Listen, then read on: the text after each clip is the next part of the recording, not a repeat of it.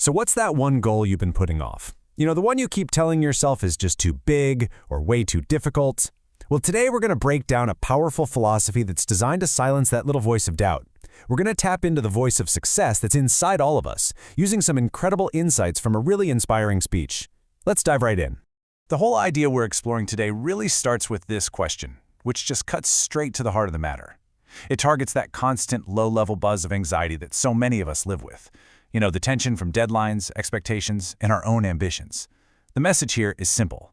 Life is meant to be lived, not just worried about. So the real question is, how do we actually make that shift? How do we go from being in a state of constant tension to one of really truly living? And this is the core idea we're going to unpack today.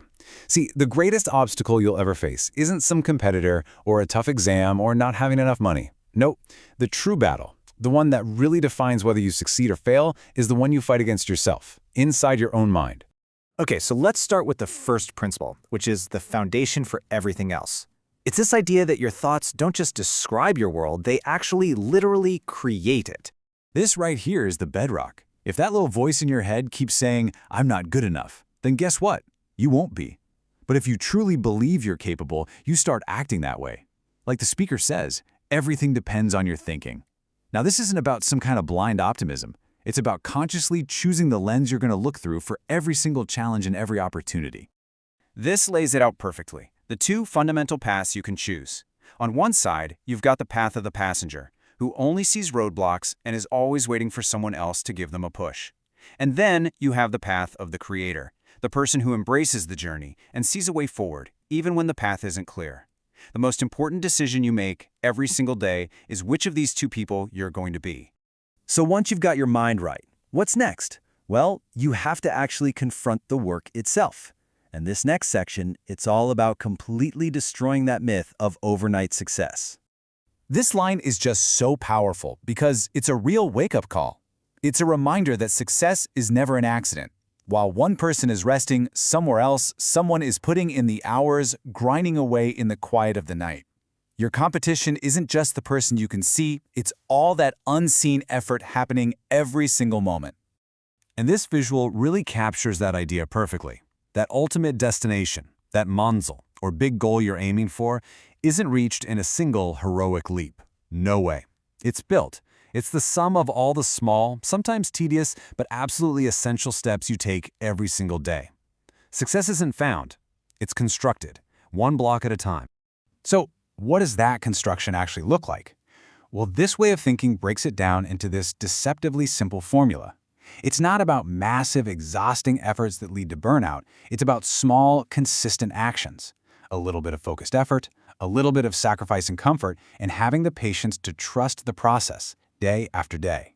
That's the quiet engine behind all great achievements. Now, that brings us to a topic that, honestly, a lot of people find pretty difficult to accept: the cost.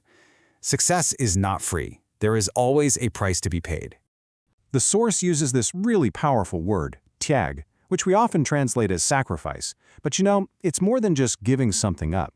I want you to think of it as a strategic investment. It's the conscious choice to trade a small, immediate comfort, like an extra hour of sleep or watching another episode of a show, for a massive, life-altering reward down the line. This is just an unavoidable law of progress. You can't have it all at once. If you want to build something extraordinary, you have to be willing to trade something for it. Maybe it's that extra sleep, maybe it's mindless entertainment, maybe it's some social time. The real question is, what are you willing to let go of for what you truly want? This brings us to what might be the most empowering idea of all, this principle of complete and total ownership. And I want you to really think about this. When you hit a setback, what's your first instinct? Do you start to blame the circumstances, your boss, the economy?